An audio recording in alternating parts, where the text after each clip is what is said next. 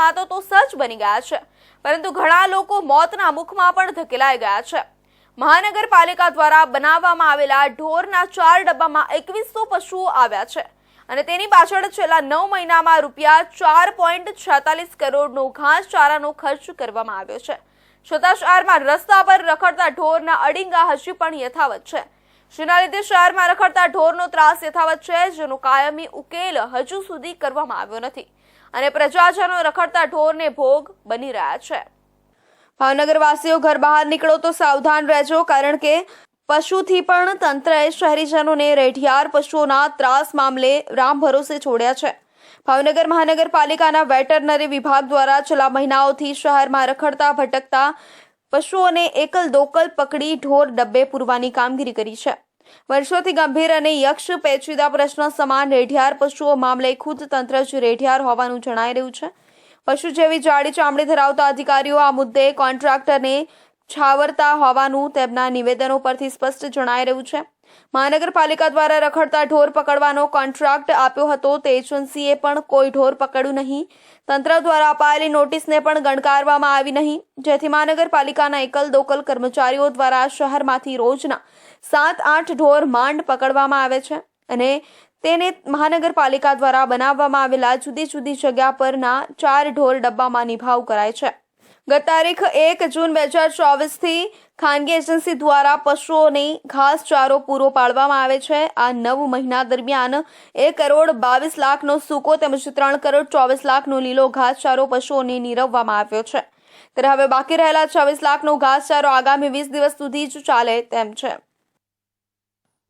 ભાવનગર મહાનગરપાલિકા દ્વારા આમ તો જે રખડતા ઢોરનો ત્રાસ દૂર કરવા માટે ભાવનગર મહાનગરપાલિકાની ટીમ દ્વારા દૈનિક ધોરણે ઢોર પકડવાની કામગીરી કરવામાં આવે છે અને એના જ કારણે છેલ્લા 1 વર્ષમાં આપણે લગભગ 4000 ઉપરાંત ઢોર પકડી અને ડબ્બામાં પૂરેલા છે અને હાલ આપણે 4 ઢોર ડબ્બા નિભાવીએ છીએ અને એમાં 2100 જેવા પશુઓ હાલ છે અને માસિક લગભગ આપણે સાફ સફાઈ ઘાસચારો બધું થઈ 1.5 લાખ ઉપરાંત જેવો ખર્ચ આવે છે। ભાવનગર મહાનગરપાલિકાના સત્તાધીશો જેમ જેમ મતની ટકાવારી વધતી જાય છે એમ અહમની ટકાવારી પણ વધતી જાય છે। ભાવનગર મહાનગરપાલિકા એ ખરેખર સેવા સદન છે, ત્યારે આ સત્તાધીશોએ એને પ્રાઇવેટ લિમિટેડ કંપની બનાવી દીધી હોય ને એવી રીતે છે। ભાવનગરની અંદર વર્ષે 6.5 થી 7 કરોડ રૂપિયા જેવો ખર્ચ ઢોરની પાછળ ખર્ચ્યો, છતાંય ભાવનગરની અંદર ઢોરની સમસ્યા જ્યાં જોઈ ત્યાં તમને ઢોર સામા મળશે।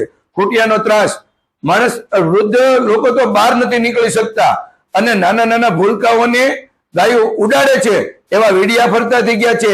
આપણા ડેપ્યુટી મેયરનું મરણ પણ ઢોરને કારણે થયું છે અને આપણા મેયરને પણ હમણાં જ હડફેટે લીધા હતા, તોય પણ આજ ભારતીય જનતા પાર્ટીના શાસકો સુધારવાને કારણે બગડતા જતા હોય એવું લાગી રહ્યું છે। હાલ મહાનગરપાલિકા દ્વારા ટેન્ડર પ્રક્રિયા કરવામાં આવી છે, પરંતુ ટેન્ડર પ્રક્રિયા થાય અને એજન્સીને કામ સોંપાય તે પહેલા ઘાસચારાનો જથ્થો પૂરો થઈ જાય તેમ છે, જેથી જૂની એજન્સીને જ 1 કરોડની મર્યાદામાં ઘાસચારો ખરીદવાની મંજૂરી અપાશે।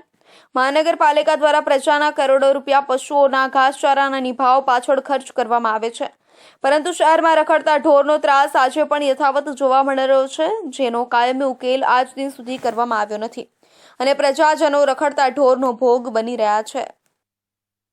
તો